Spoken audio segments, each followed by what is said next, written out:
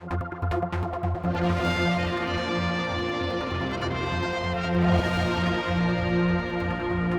news about this film then that's got an Isle of Man connection. Do tell us about it. Isle of Man connection, it's more than Isle of Man connection, it was made here. Every single frame was coloured, composited, went through the Isle of Man, financed through the Isle of Man, completely put together by the Isle of Man. So more than a connection, it is an Isle of Man film.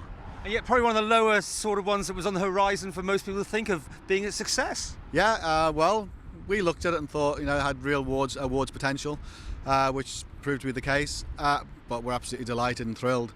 Not on the highest on the agenda in terms of blockbusters and size of budget and that sort of thing, but nevertheless, best animated feature, that can't be bad.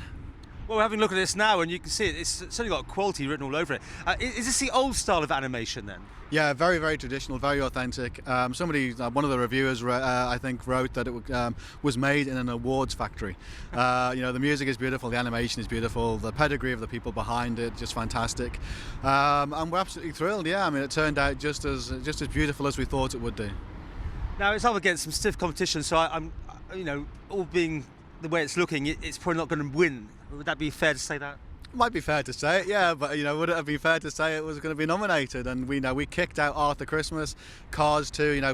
Pixar movie, Sony movie, movies with $200 million budgets. This is a tiny little thing. So to kick those out and get their slots, that's pretty good going. First time Pixar's not had an animation nomination. So who knows? It's like you've got to be in it to win it, as they say. Some will say you needed some good news. Is this it? Oh, well, I don't know. You just, you're never going to please all the people all the time, are you? And you're a stupid person if you try. But, it is great news. It's great news for the Isle of Man. It's great news for NX. It's great news for the island as a filmmaking location. So it gives us loads of credibility, but it puts us in that big spotlight, the week before the Oscars. We'll be right in that spotlight telling people what the Isle of Man can do and, how unusual a project it was and how we've got more like that. So, yeah, it's all very, very good news, whether everybody thinks so or not. What's on the horizon for films being made in the Isle of Man for 2012? Well, we've got there's 2 or 3 in the pipeline which we're very excited about. There's quite a big one, one of the biggest that we'll ever undertake, I think. Not quite in a position to tell you about it yet.